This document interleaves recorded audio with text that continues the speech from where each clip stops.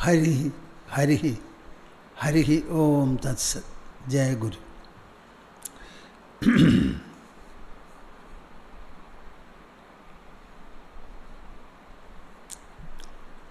Shuddho Buddho Vimuktaha Shruti Shikhara Giram Mukhyatat Paryabhumi Yasmajjatam Samastam Jagadidam Amrtat Vyapya Sarvam Sthito Yaha Yasyam Sham Shavataraihi Suranaravanajayrakshitam Sarvametad Tam Bhoomanam Mukundam Hridigatam Amalam Krishnameva Prapadye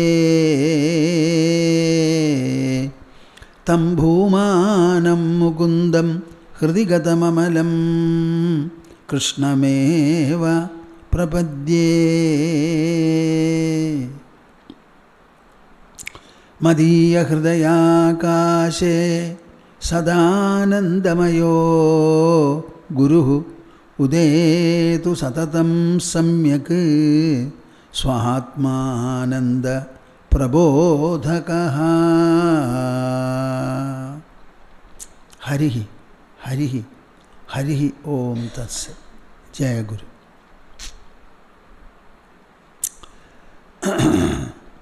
We shall have, as usual,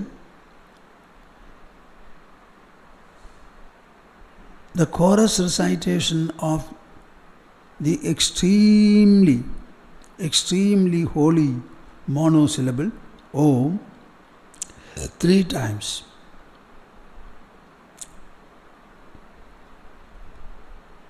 Interlock your fingers and put them on your lap. Sit comfortably erect. Close your eyes. Open the mouth and heart and join me. Our chorus recitation should permeate the whole of the earth, and it should shower its benedictions on all the creatures upon the land. By this you will find your mind also permeates and it becomes far expansive.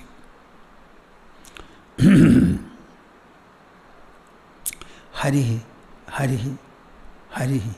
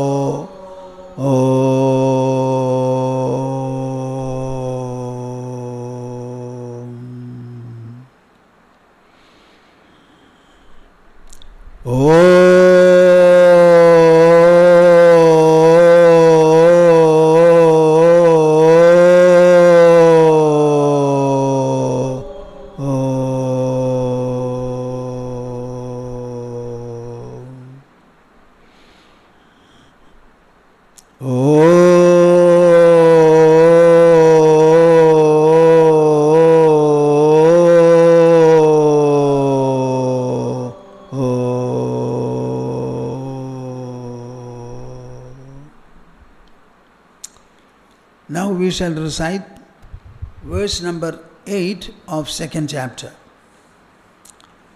Nahi prapashyami mamapanudyat Nahi prapashyami mamapanudyat Yachokamuchoshanamindriyanam Yachokamuchoshanamindriyanam Avapya bhuma vasapatnamrdham Avapya bhuma vasapatnamrdham Rajyam suranamapi chadhipatyam Rajyam suranamapi chadhipatyam Rajyam suranamapi chadhipatyam Rajyam suranamapi chadhipatyam Vihaya kamanyas sarvan Vihaya kamanyas sarvan Pumam sharadi nispraha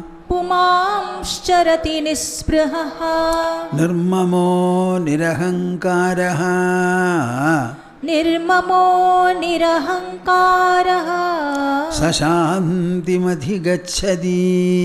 स शान्तिमधिगच्छति. Now the last verse of the second chapter. Esha Brahmi Stithi Partha एषा ब्राह्मी स्थितिः Partha Nainam Prapya Vimuhyati नैनां प्राप्य विमुह्यति Sthitva Syam Antakalebi स्थित्वा स्यामन्तकालेऽपि Brahmanirvanamricchati ब्रह्मनिर्वाणमृच्छति Brahmanirvanamricchati. ब्रह्मनिर्वाणमृच्छति. We have come to the end of the second chapter. I would like all of you to understand very clearly that the second chapter of Bhagavad Gita is full, complete and comprehensive.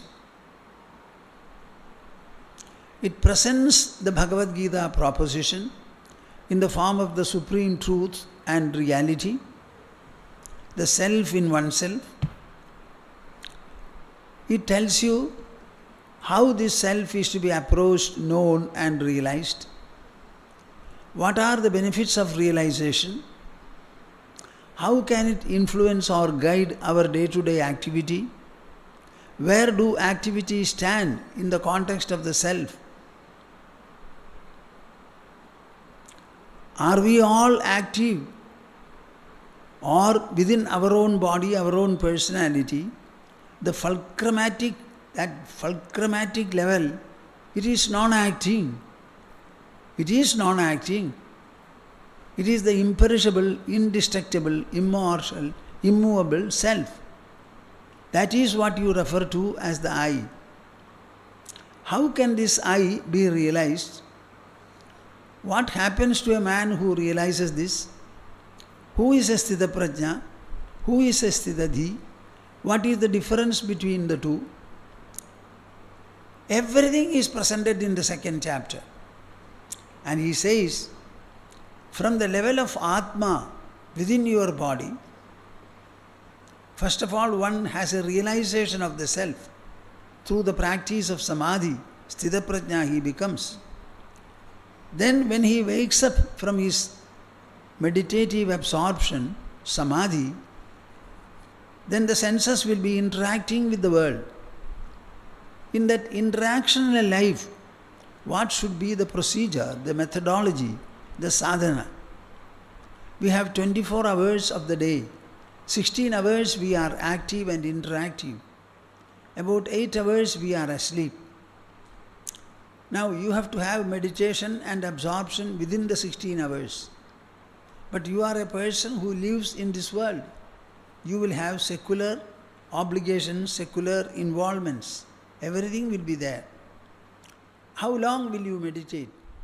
Maybe 1 hour? What about the 17 hours of the day? So meditation will not be a full answer to your quest, to your goal, to what you want to achieve. Meditation can be a key to open the treasure of your goal. In the light of what you see and realize in meditation, you will have to re-examine, re-evaluate, get re-inspired, reoriented to handle the active and interactive life. If you do it successfully, you will reach a stage where every activity and interaction become harmonious with yourself. As are waves and breakers, boards, ebbs and tide in the sea. There is nothing that is going to affect your flexibility and harmony. This is the wonderful development from meditation to the interactional life of harmony. And he says, the meditative state is an atmic state within your body. The other one is a Brahmic state. The word Brahman always represents the comprehensive presence. So you are seeking the inmost presence by meditation, and when you wake up, you are trying to glimpse, comprehend, realize the comprehensiveness of what you have realized. This is an expansion, no doubt. This is a great elevation, a great exaltation. Many people may not be able to understand it well and make use of it. But the success of spirituality lies in first of all experiencing samadhi on the one hand, and then having the development afterwards from the sthita prajna level to the sthitadhi state. This Brahmi Stithi, when you have attained, he says, you will have no fall at all. Nainam prapya vimuhyati. There will be no further delusion at all. All your sadhana comes to an end. You are no more a sadhaka. You become a siddha who has attained his goal. There is no more sadhya for you. Altogether there is only one existence, and that existence is never conditioned by another because there is no other. All this jugglery which you call world is a creation of your own senses. A huge sound may be produced. You will be able to hear the sound and say there is a sound only when it touches your eardrum. Similarly, all the objects which have colors and shapes, unless the light rays falling on them get reflected, touch your cornea, and the eye is sending electrical pulses to the brain, there will be no vision at all. My dear souls, I repeatedly tell you that there is no world. Whatever you call world is a creation of the five senses that you have. Senses are in your body. It is these senses that create the world. When you interact with the world, does the world have infinite number of objects producing infinite sensations? Certainly not. Only 5 sensations are produced by infinite number of objects. And they become 5 only because you have 5 senses. The 5 senses alone perceive the world. Your senses perceive. The world does not perceive you at all. And even the sensory perception is a fallacy. Our body and senses are inert, made of matter. They have no power to perceive, to experience, or to realize. It is the mind that employs the body and the senses and generates the 5 sensations by the senses in the senses themselves. And these 5 sensations reduce into 2 mental responses called pleasantness and unpleasantness, happiness and misery. They also disappear when you go to sleep. So you tell me, the world affects 5 sensations, Shabda, Sparsha, Rasa, Rupa, Gandhas, getting reduced into Sukha and Dukkha in the mind, and further disappearing when you go to sleep. So the entire world gets dissolved into your sleep. And the next time when the world wakes up, you have to wake up from sleep.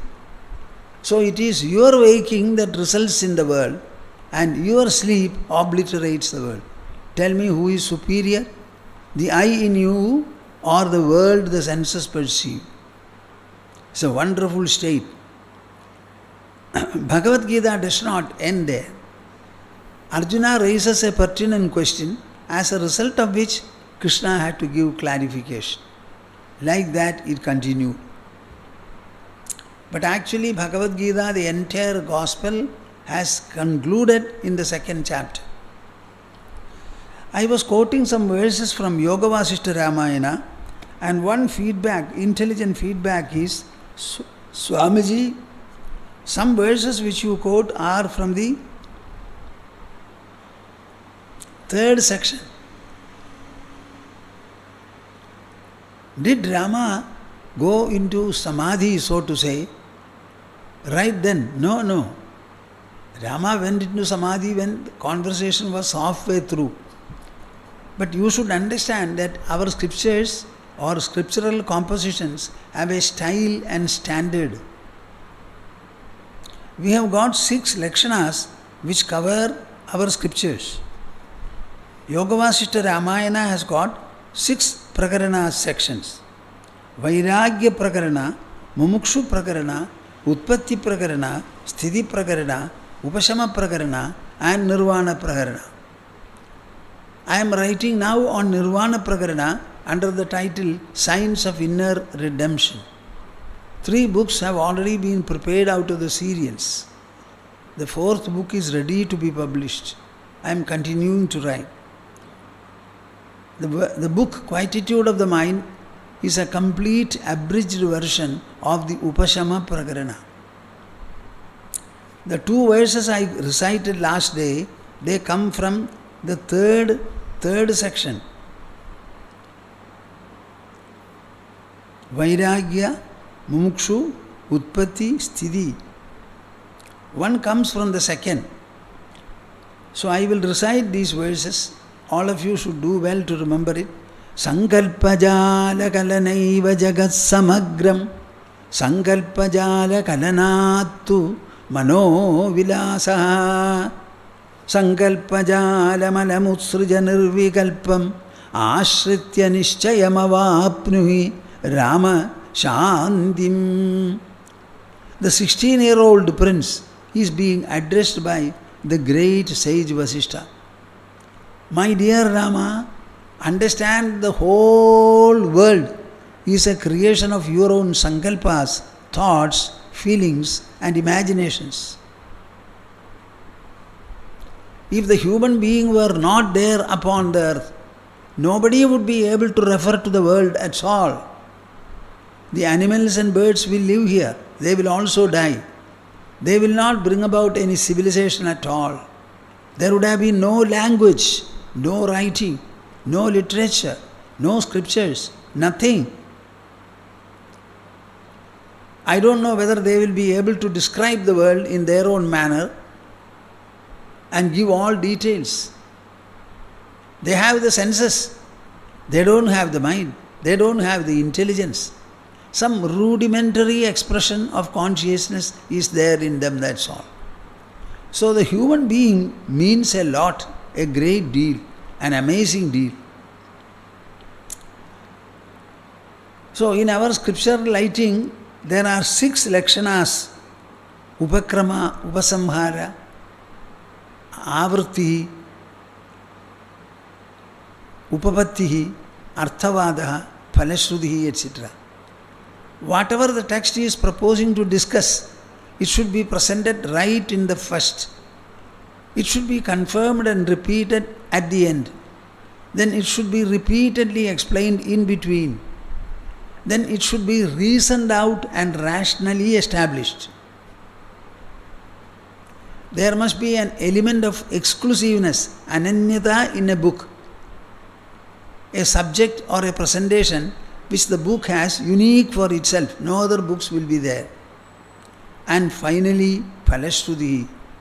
What is the benefit of understanding the knowledge or knowing whatever is discussed there? So in the Upakrama also you should say what you are going to say in the Upasamhara at the end. So these some of the beautiful verses are there even in Vairagya Prakarana. Especially the one which I always say, Parikshine mohe vigalati ghane jnana jalade parijnade tattve samadhigata atman nyaditate vicharyai sardham chalati vapusho vai sadrishato dhiya drishte tattve ramanamadhanam jagatamidam dhiya drishte tattve. I always feel like getting up and reciting this verse. What a beautiful verse. Many of you must have learned it. When the delusion in our own mind is gone, by the beautiful shower of spiritual wisdom, especially by the enlightened people. When the delusion goes, one understands the self and he will never be disconnected from the self. The self is such that surrounds him, that penetrates him, that embraces him. Is there any time when you are disconnected from the I in you? Are you disconnected in sleep? Disconnected in unconsciousness? Disconnected in dream? Disconnected in wakefulness? Wakefulness disappears, dream disappears, sleep also disappears, but the I does not disappear at all. The I is the substratum of all the three states, and whatever you know, experience, gain and have, all of them are a gift of the three states that you have. Whether it is heaven or hell, Vaikuntha or Kailasa, all these are coming within your three states: wakefulness, dream and sleep. So when the delusion is gone, you reach a state of relaxation, freedom, and inner abundance, affluence. You don't need anything at all. It is very spiritual, very divine. It is very, very sublime. Ramana jagatamidam. Ramana. Such a man lives in this world in a very sportful manner, very, very beautifully, delightfully, cheerfully, smilingly. Anything can happen, but he will not be affected and involved at all. So, this is from the initial chapter section itself.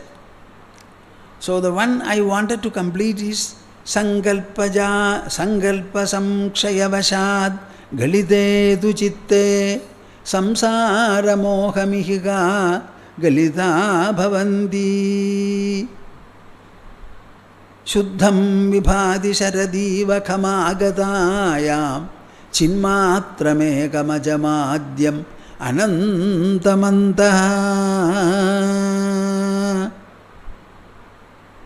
One verse, if you can recite and repeat, you will find you get liberation. Sankalpa samkshayavashad galite tu chitte. These are expressions which you have to be familiar with. When the sankalpas, the different types of thoughts, ambitions, desires, greed, possessiveness, all these things vanish, drop from the mind. Galite, they drop. I don't know whether you have seen coconut trees. Coconut tree is a tree which has only the trunk, and at the topmost part it has got fronds, bunches and fruits. The fronds come from there, and everyone falls, leaving the clean trunk, unlike all other trees. Everything falls. In the same manner, from your mind, sankalpas begin to fall. When the sankalpas fall, the mind becomes clear. When all of them, like the clouds in the sky, they disappear and they fall, you see the clear and effulgent sky. This generally happens in the spring season, not in the other seasons. When the clouds go up, imagine how many different colors are formed by the particles of water.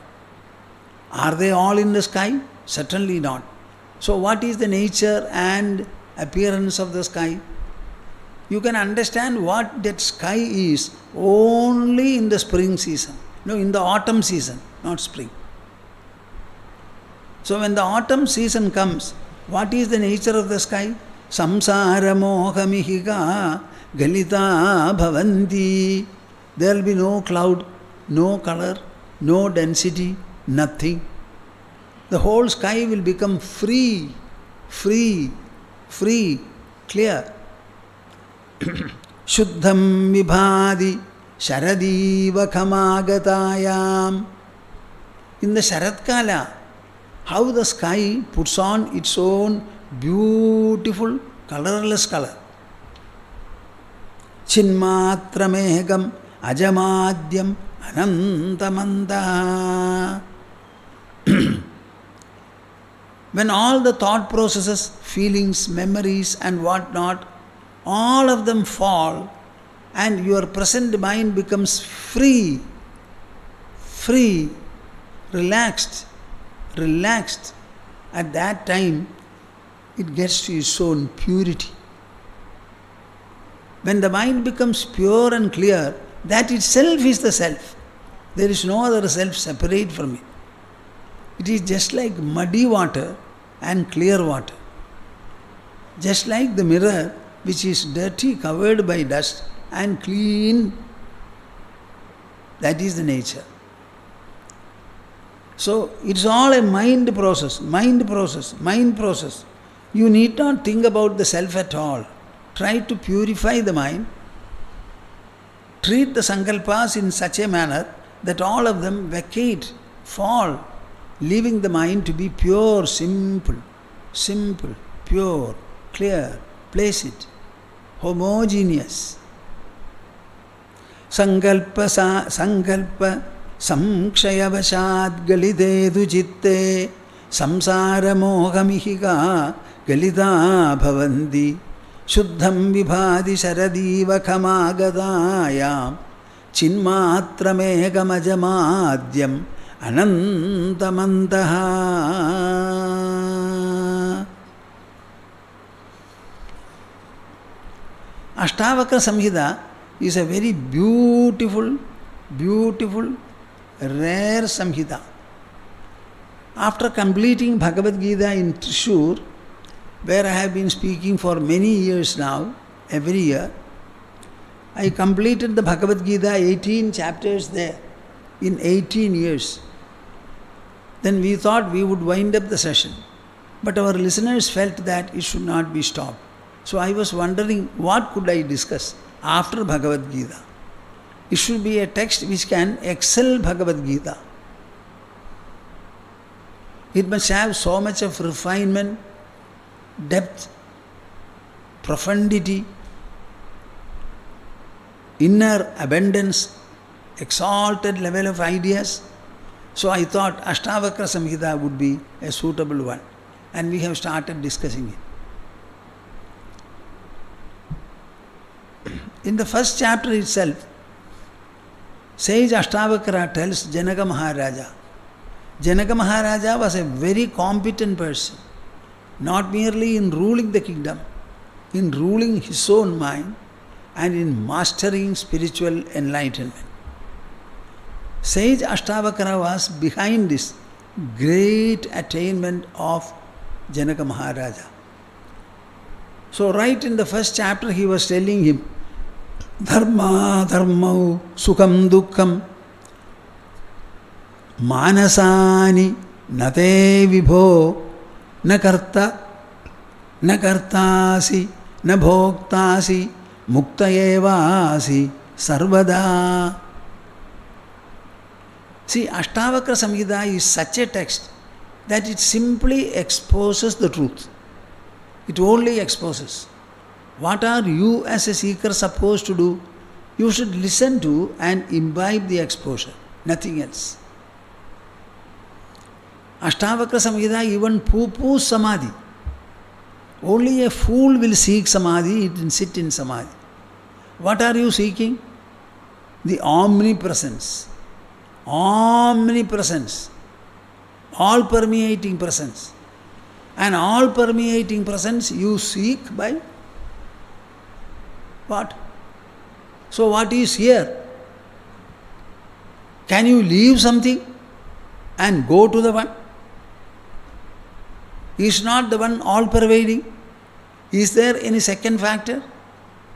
If there is no second factor, what are you proposing to leave and what are you proposing to get? So the ideas of leaving and getting themselves are erroneous, fallacious, irrelevant.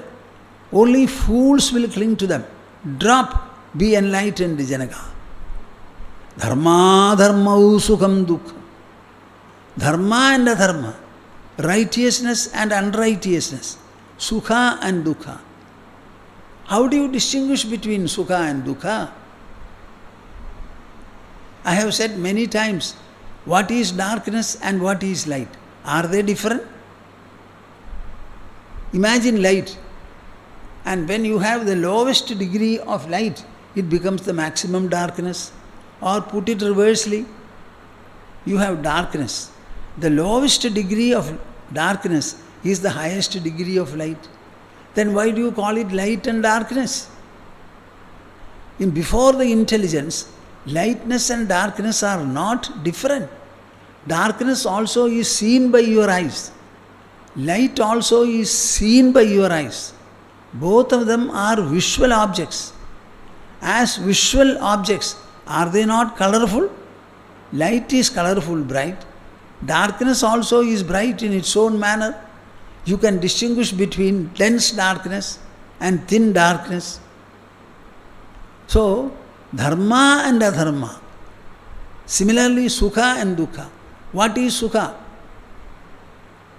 The disappearance of dukkha. The lowest degree of dukkha is the highest degree of sukha. Conversely, the lowest degree of sukha is the highest degree of dukkha. So are there two there? No. Then why are you confusing by dividing them? So it is all mind-born, mind-created propositions. Dharma dharmau, dharma and adharma, sukham dukkham, manasani, they are created by the mind. My dear king, but you are not the mind, you are not the body, you are not the intelligence and ego. Na kartasi. Only your mind produces these ideas. All are notions. Do you have a body? No. You only have a notion that you have the body. And when do you have the notion? For 16 hours of the day when you are wakeful. For every 16 hours you go to sleep, half that period. And during sleep, do you have the body? No. Tell me now whether you have the body or you do not have. Answer me. Don't dilly-dally. How can you say you have a body when you are not aware of it for 8 hours of the day? Even if you are not aware of it for half a second, you cannot say it is. Something is said to be is only when you are conscious of it, you are aware of it, you experience it. So, how long in the day you experience your body? When I am wakeful. When you go to sleep? No. And how long? Half the waking duration. So, during wakefulness, the body is there. But during sleep, it is not there. So, tell me whether it is or it is not. When you are unconscious of the body, mind, intelligence, ego and the world, you comfortably sleep and get up and say, I slept. Tell me what is that I? Is it a bodily I, mental I, intellectual I, or egoistic I, or worldly I, or the I devoid of all these? So all these are ideas produced by the mind, fostered by the mind, clung to by the mind, and acted upon by the mind. Manasani, nate vibho. My dear Janaka, you don't have them. You don't have them. They are not you. They are something entirely different. Who are you? Na karta asi, na bhokta asi. You are not the doer. You are not the performer. What are the activities you perform throughout the wakeful hours? You see. It is done by the eyes. You hear. It is an act of the ear. You smell. Nose produces smell. Maybe you taste. It is tongue's creation. Then touch, skins. then you think it is the mind's work.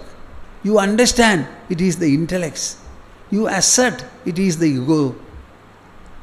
All these are ascribed to, attributed to their respective organs, factors. And you are devoid of these. Who are you? The sleeping I. At that point, do you think? Do you debate? Na kartasi, na bhoktasi. So don't say I am a doer. You never do at all. The I never does. All the actions are done by the body, by the senses, by the mind, by the intelligence, by the ego. Nothing is done by you. You stand separate as the witness, and all the other things are the witnessed. You are the perceiver. All the others are perceived. All the others are objects. You are the only subject. The subject can never become the object, nor vice versa. The object cannot become the subject. So what are you trying to say about? What for is your sadhana? To confirm the subject? The subject remains the subject. The witness never changes its stand. It remains the witness. What are you going to do?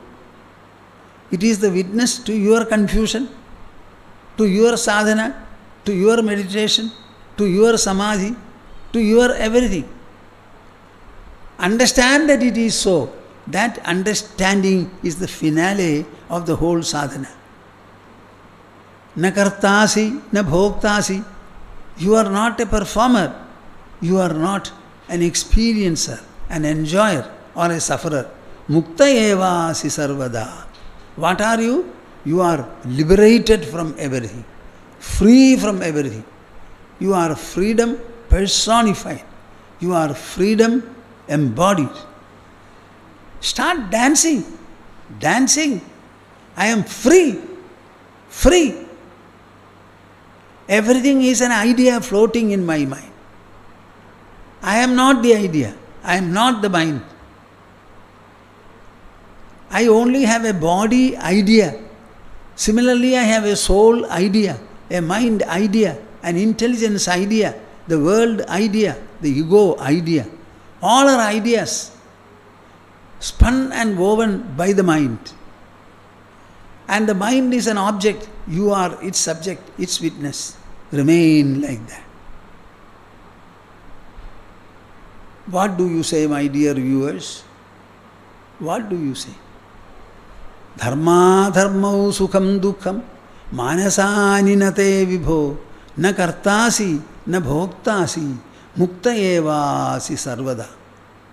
When you have this understanding, what is that understanding? That which I refer to as the I. That which I refer to as the I, not as another, but as myself. That I is never a karta or a bhokta. It is a mukta. Bah. Mukti is redundant for you. Bondage is untrue of you. Ideas belong to the mind. Ideas belong to the mind. Knowledge belongs to the intelligence. Assertion belongs to the ego.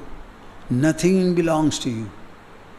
You don't belong to anything and nothing belongs to you. You are free, abundant, ever present, eternal, changeless, untransforming, imperishable, unaffected, indestructible, ever present, always present, always present. All the objects are seen by the senses. You don't see an object at all.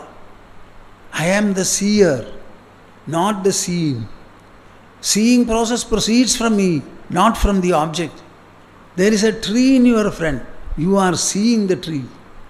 The tree doesn't move from there. It doesn't see you also. The seeing process is inside me. It proceeds from the seer, the witness, the I. That is that beginningless, endless, ever-present presence. Dharma dharmau sukham dukkham manasani nate vibho na kartasi na bhoktasi mukta evasi sarvada. So my dear Janaka, you are already liberated. Always liberated. Please don't make a fool of yourself by seeking liberation. Liberation for whom? Is it for the body? For the mind, intelligence and ego? Or is it for the I? If it is for the I, it doesn't need to be liberated. It is not bound at all. Mind you, we are human beings. I am not talking to jackals and tigers. I am talking to humans. The human alone has got a mind to think and intelligence to understand. What is the scientist doing with his microscope and telescope? Are they seeing anything? Or he sees through them? He may be aided by the microscope and the telescope, but the seer is in his body, within his body. The same seer we are also employing. Our laboratory is the whole body.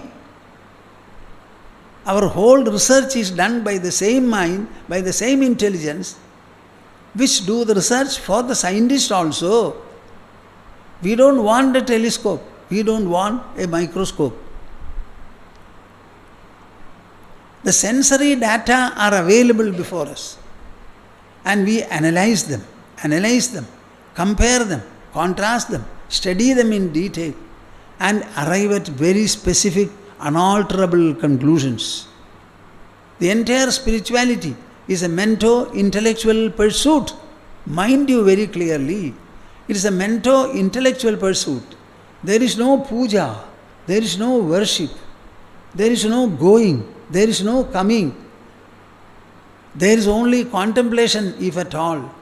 It is a pursuit by the mind and the intelligence. It's a voyage of knowledge. It's a knowledge voyage done by the intelligence to see the inner brilliance, the inner effulgence, which is sovereign, independent, supreme, magnificent, exalted, majestic, incomparable, without a second. Na kartasi na bhoktasi mukta evasi sarvada. This is that Brahmi Stithi. Brahmi Stithi. Esha Brahmi Stithi partha nainam prapya vimuhyadi sthitva syam antakalebi brahma nirvana mrichadi. If you are able to reach there, even at the fag end of your life, you attain Brahma nirvana. You can easily say, I have no birth, I have no death. I have no existence identified between birth and death. So I am beyond birth, beyond death, beyond existence, beyond non-existence. I am a presence which knows no beginning and no end. This presence is not identified by the senses, nor even reflected by the mind or understood by the intelligence. In order to approach it, the mind has to stop. The intelligence also has to be still. When you are wakeful and the mind and the intelligence together become still, composed, stable, poised, quiescent. In that state, automatically the inner presence starts radiating.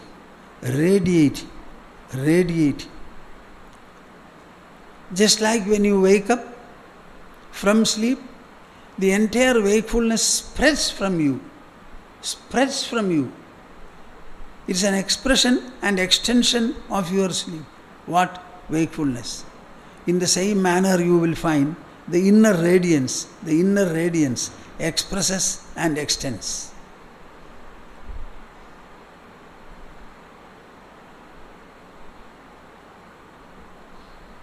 All that you have to do in the language of Bhagavad Gita is harmonize yourself, integrate yourselves with both Sukha and Dukkha, the only resultant outcomes of all your interactions. You may interact with persons, places, events, at home, in your professional friend, in the societal friend. The interacting individual remains the same. The interacted with alone become different. You are interacting with persons, places and events. The subject of the interaction remains the same. And there, all the interactional outcomes together bring about Sukha and Dukkha. If you are able to be even towards them, you have evenized the entire world of contradictions and conflicts. All the manyness dissolves into your mind. And you reach the primordial state, the super ultimate state. What do you think of the intelligence of man? What do you think of the pursuit it can take up? Before the intelligence, nothing can stand. Unknown. Spirituality is a pursuit of the very knowing process. Where the knower stands on one end and the knowable stands on the other end. The connection between the two is called the knowing process. The outcome is called knowledge. The knowing process, its outcome, all are not different from the knower at all. Altogether there is only one substance, one presence, and that is indescribable, it is transcendental. Krishna has finished whatever he had to say. Then Arjuna feels he has a question. Where is he seated? He is seated on the chariot. And where stands the chariot? In the Kurukshetra battlefield. When? After the war cries had been raised. The entire 4.5 million people who have come there to fight against one another, what are they waiting for? They are holding their breath for Arjuna to become clear-hearted, so that they can begin the discharge of arrows. Imagine the sensitivity of the situation. Bhagavad Gita is an answer to all the problems that Arjuna felt in the battlefield.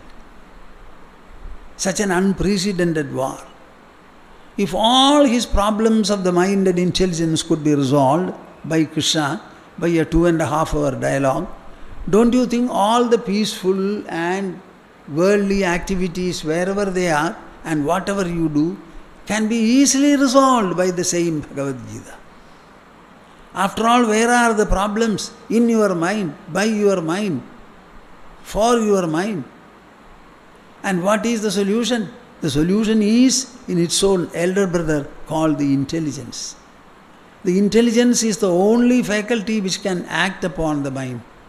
So Arjuna heard Krishna very well, but he has a doubt. Where Krishna has stopped the chariot in front of Bhishma and Drona.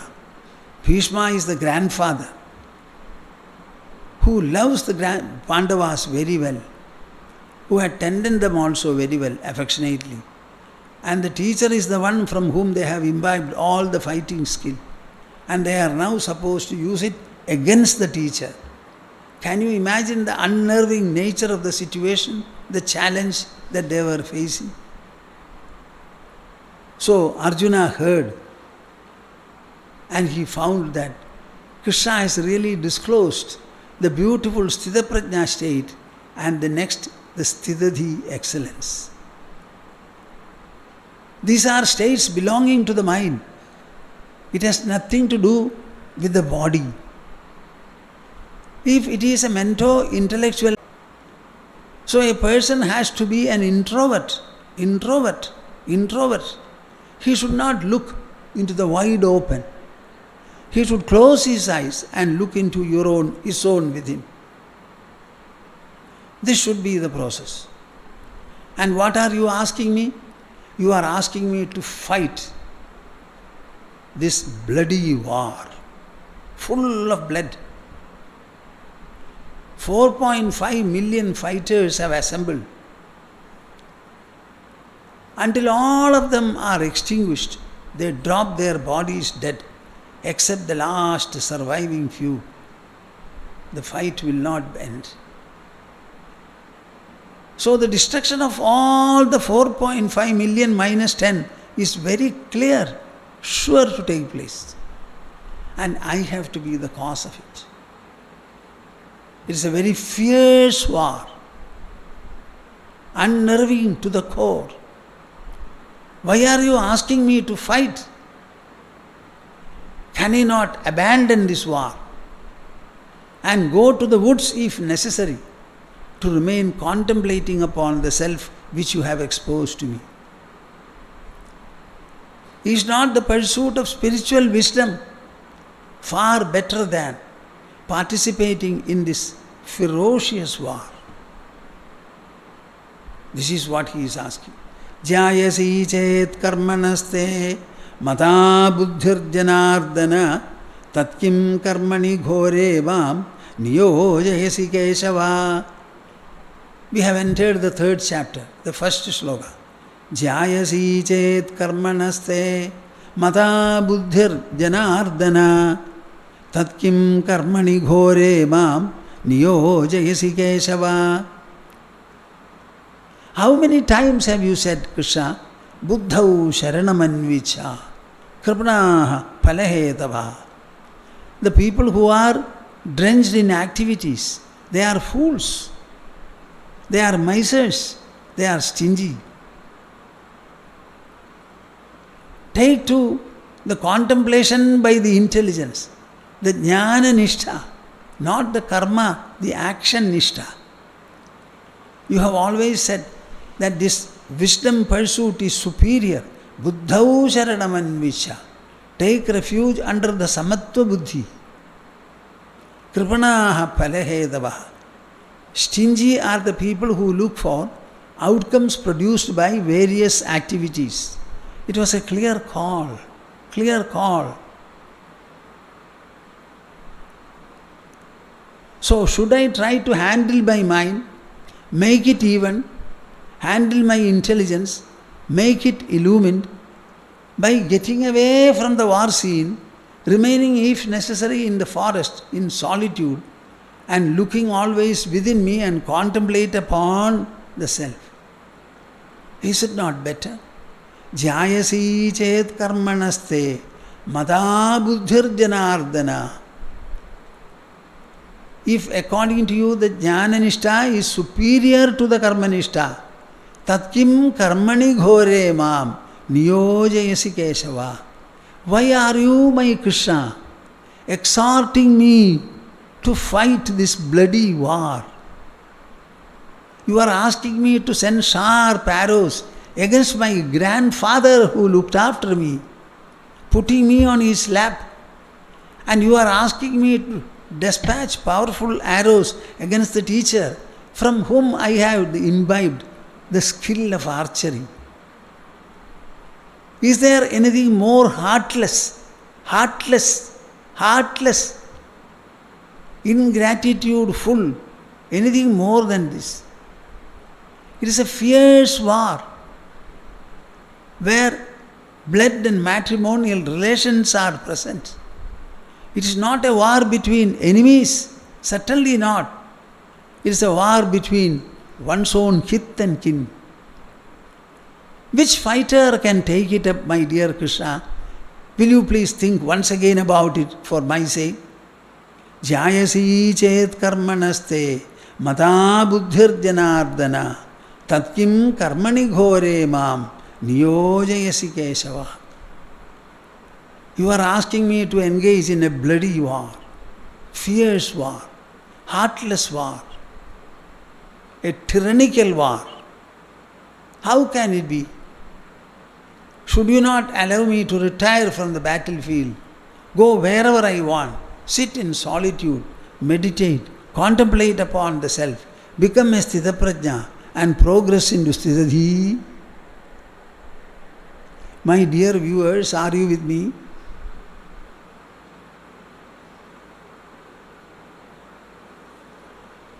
What do you understand from this question? The entire Hinduism is based upon questioning, interrogating, and getting suitable answers for the interrogations. We never believe in a dogma. We don't believe in superstition. Mind you, we carry the intelligence. That intelligence knows only hardcore reason and rationality.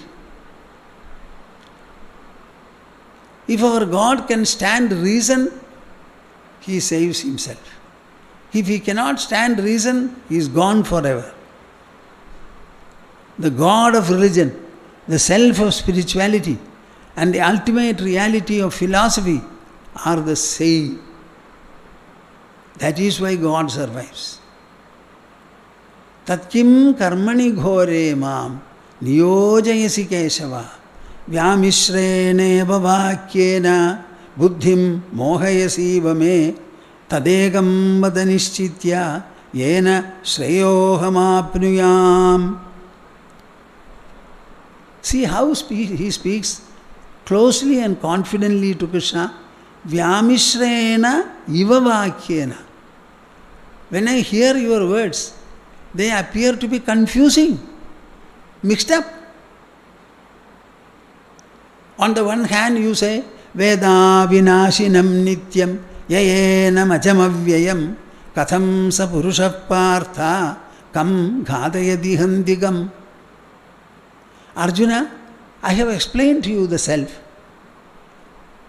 the indestructible self, the imperishable self, the unassailable self. Whoever is able to know and realize it, how can he fight? How can he cause another to fight? So you are giving supreme importance to the knowledge and realization of the self. Then again you say, Tasmad yogaya yujyasva.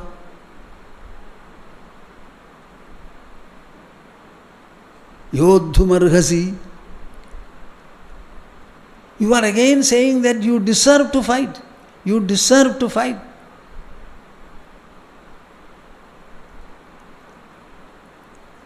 You are exposing me to the treasure of knowledge and realization, which is a pursuit of the intelligence, pursuit of the mind. At the same time, you are asking me to fight fiercely using the body, hands and weapons. Are not the two contradictions? Why are you confusing me? But Arjuna has become humble. He doesn't say, you are confusing.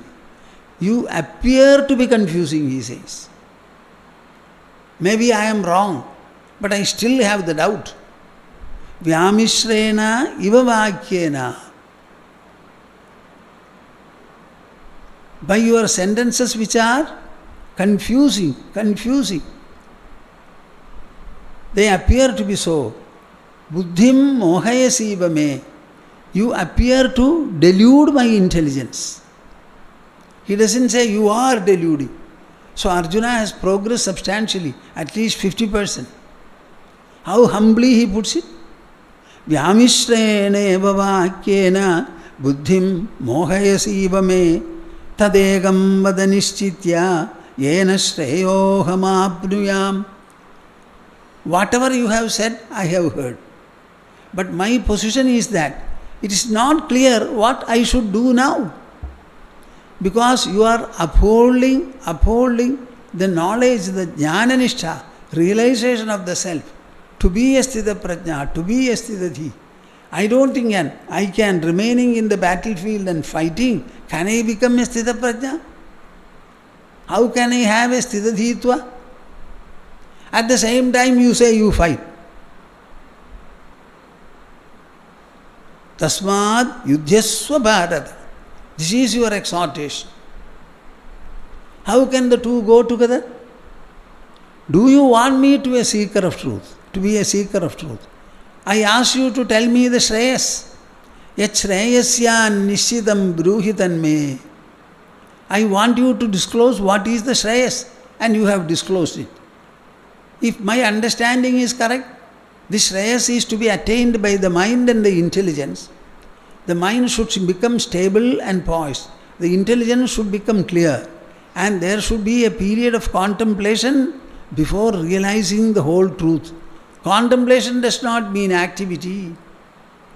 Contemplation is withdrawal from activity and drenching ourselves in the inner absorptional process. How can the two be together? It is like water and fire. Jayasi chet karmanaste mata buddhir janardana tatkim karmani ghore mam niyojayasi keshava. Is it an ordinary activity like ruling or trading or farming? No. It is killing, counter-killing, hitting, counter-hitting. This you want me to take up. At the same time, you want me to become a seeker and attain shreyas. How can the two go together? I can only say, your statements are confusing. At least they appear to be so for me. And you are deluding confounding my intelligence. Therefore, I want Krishna, you to speak firmly and clearly. Tadegam vadanishchitya. Tell me very clearly, Arjuna, do this. And then what? Yena shreyoham apnuyam. By doing that, I must be able to attain my shreyas. My shreyas, not praise. I don't want anything sensorily pleasant to me. I want something that is beatific to my heart, ecstatic to my heart, enlightening to my intelligence, appeasing to my mind. Don't entice me by anything else whatsoever. I am very clear. I told you earlier I want shreyas. I repeatedly say I want shreyas. And for attaining shreyas, you are asking me to fight. This is something that I am not able to assimilate at all, Krishna.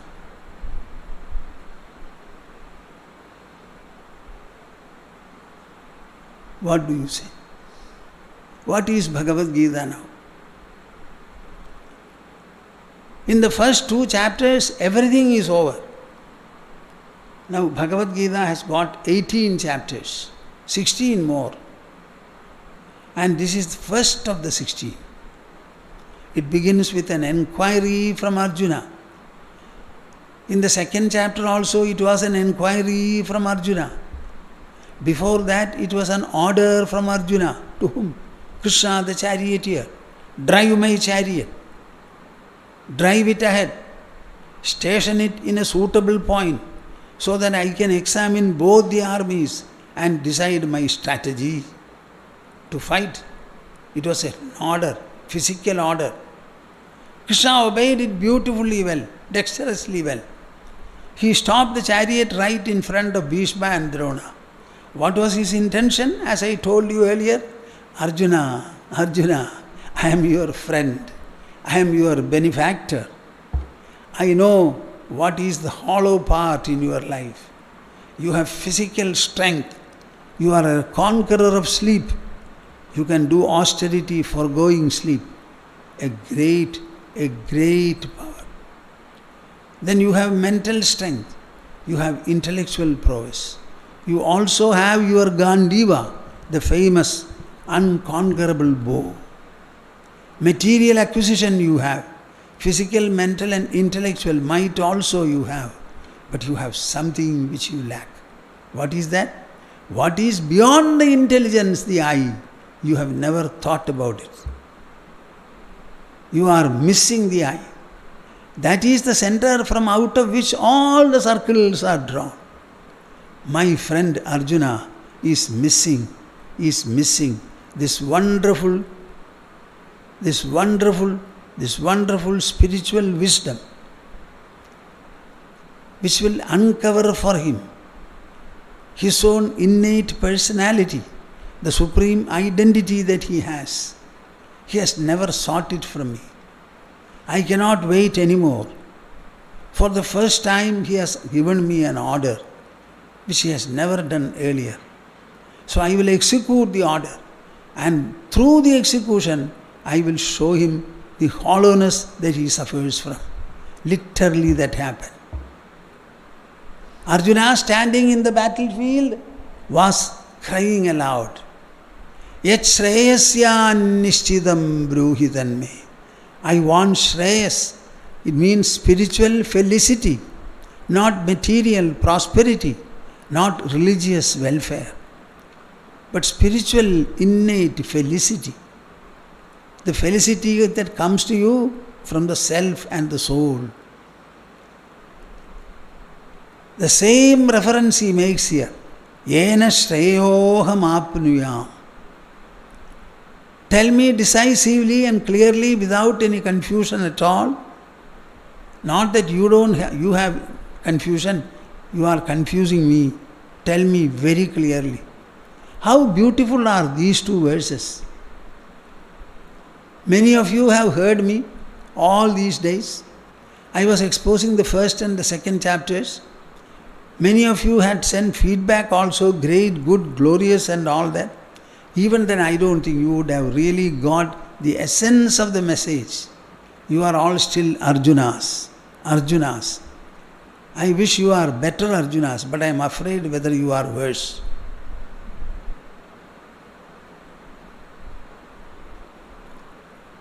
Now you recite these two verses. Jayasi chet karmanaste Jayasi chet karmanaste Mata buddhir janardana Mata buddhir janardana Jayasi chet karmanaste Jayasi chet karmanaste Mata buddhir janardana Mata buddhir janardana Tatkim karmani ghore mam Tatkim karmani ghore mam Niyojayasi Keshava Niyojayasi Keshava Tatkim karmani ghore mam Tatkim karmani ghore mam Niyojayasi Keshava Niyojayasi Keshava Vyamishrene bhavakyena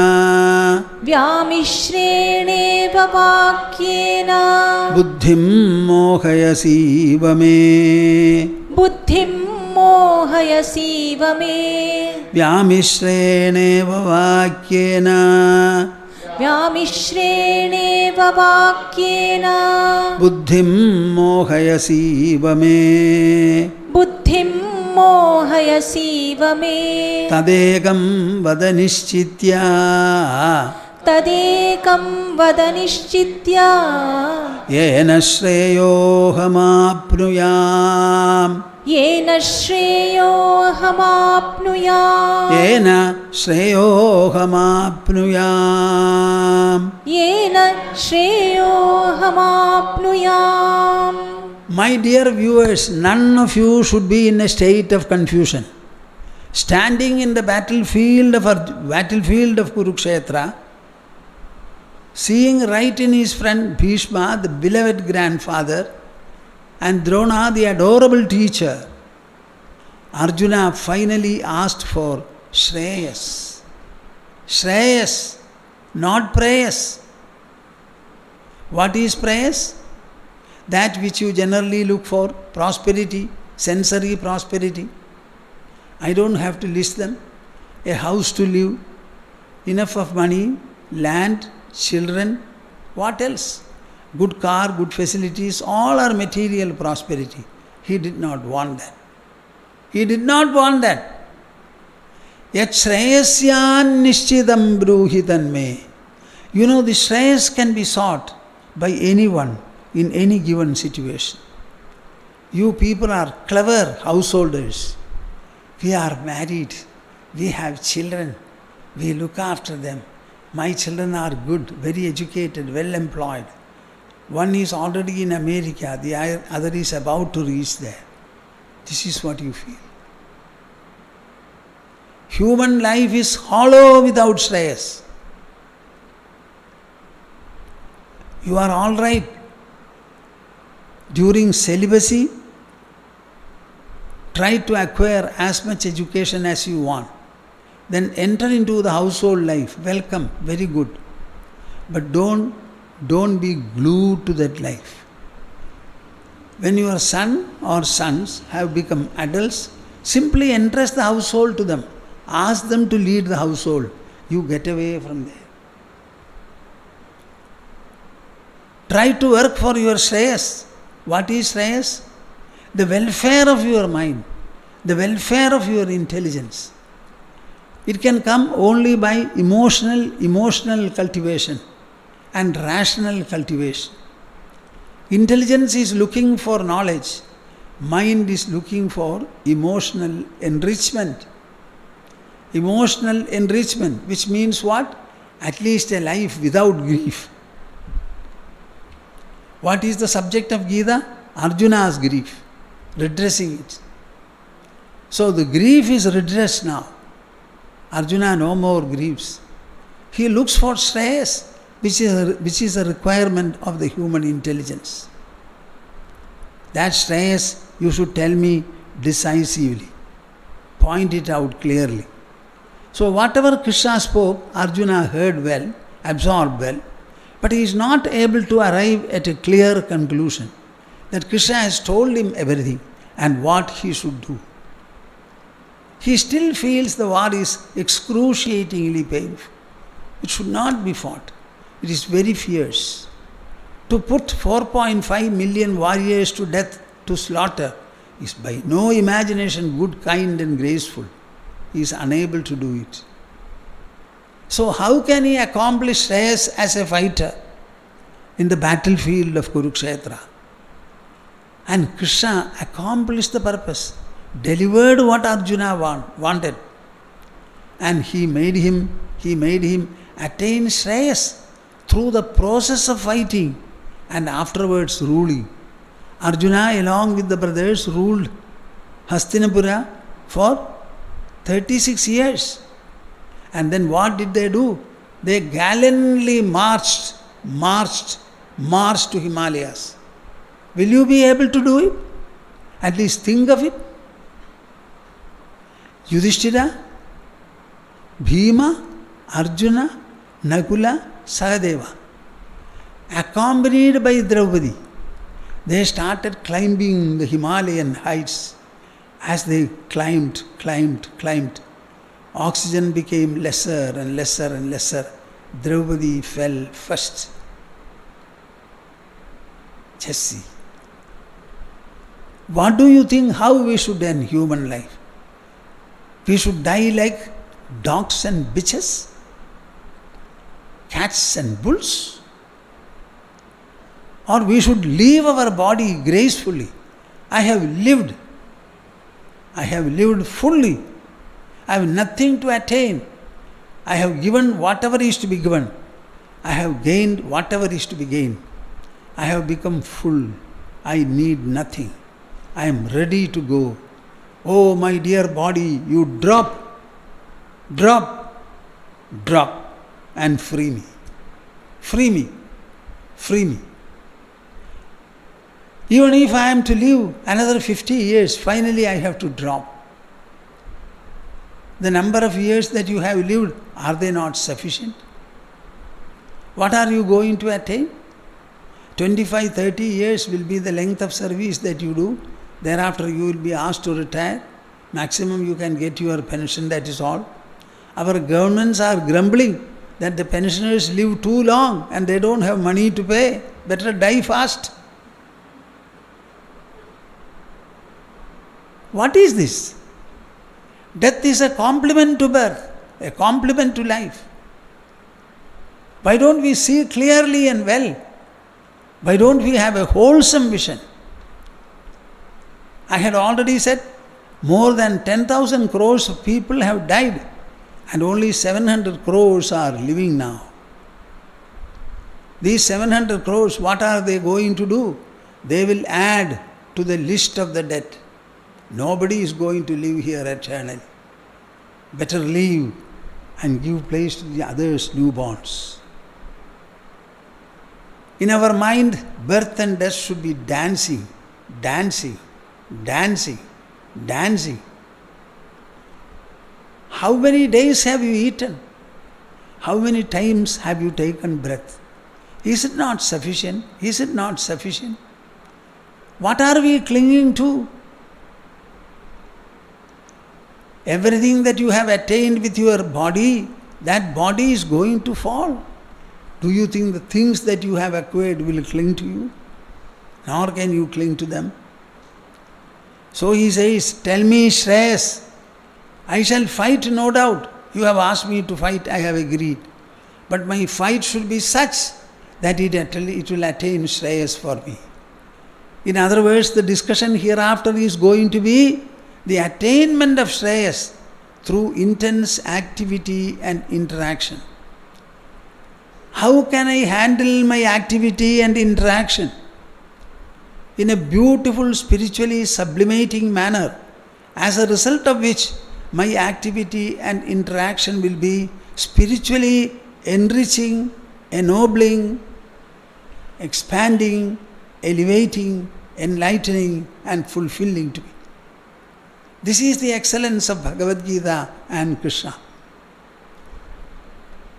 Krishna is giving a message unique to Bhagavad Gita, whereby the active and the interactive person will get the same spiritual goal as the meditating and contemplating seeker.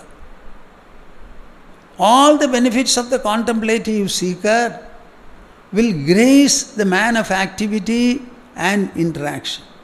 That is the subject of discussion. Now Krishna speaks, Sri Bhagavan Uvacha. In the whole world, right from the beginning, my dear Arjuna, the nishtha is a twofold nishtha. It is a twofold nishtha. Jnana yogena sankhyanam, karma yogena yoginam. The nishtha is the same, but it has two phases. It is like the flow of a river. It starts from the peak of a mountain. It ends with the sea. So it gets down the terrain, then flows in the meadow, reaches the sea.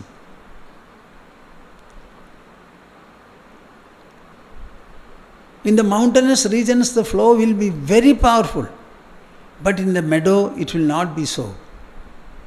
Here also it is a two-phase nishtha. Jnana yogena sankhyanam, karma yogena yoginam. What a wonderful statement. And he says, in the whole world the nishtha is only twofold.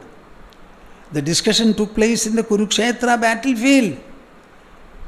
But the amplitude of the discussion was the entire globe and even more. He says in the whole universe, the nishtha is only one, but twofold. Be prepared to listen to. Let me stop. I think this month Vichara Setu is a very special number. Every one of you should try to give 2 or 3 copies of Vichara Setu in one way or the other to your friends, relatives and acquaintances.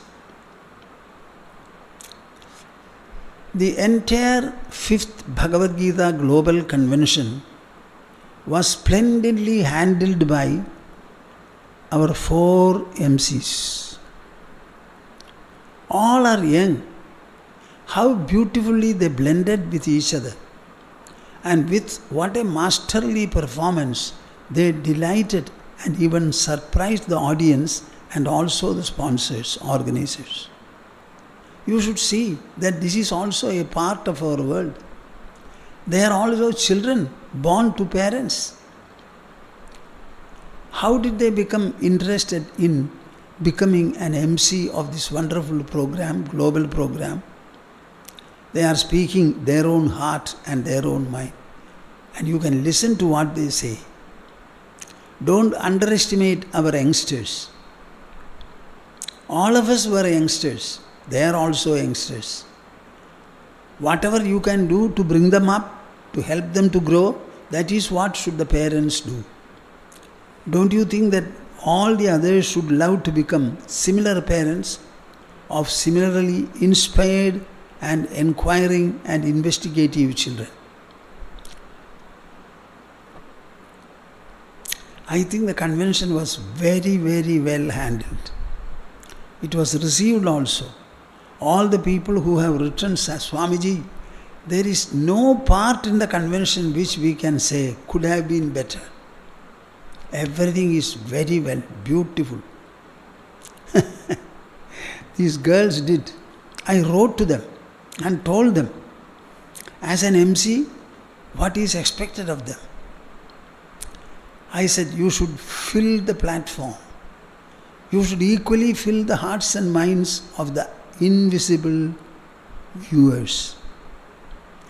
Make everyone anxious and enthusiastic about what they are going to see and hear the next moment. And they did it. They did it. To the satisfaction of all concerned. Should you not know, this is also part of our world. Many people will say youngsters are bad, world is mad. I don't think. The evil lies in the eyes of the observer. The evil lies in the eyes of the observer. You can have a very good diversion through Vichar Sedus this month. Samvedya varjitamanuttamameghamadyam samvitpadam vigalanam kalayan mahatman hridyeva tishtha kalanarahita kriyam tu kurvan akartrapadametya shamodita shri kurvan akartrapadametya shamodita shri. Hari, Hari, Hari. Let us have the conclusional Onkara, be ready for it with the pose.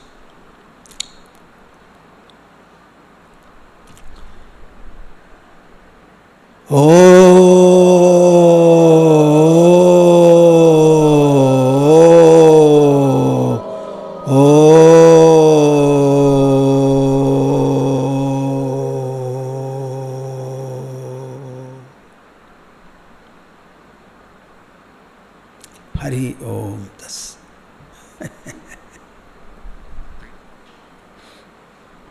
Okay. I am smiling, remembering what one of the youngster MCs wrote. She is saying, before the 3-day were to commence, I also had a critical moment. She calls it the Arjuna moment in the battlefield of Kurukshetra. Their imagination. I started laughing. Okay.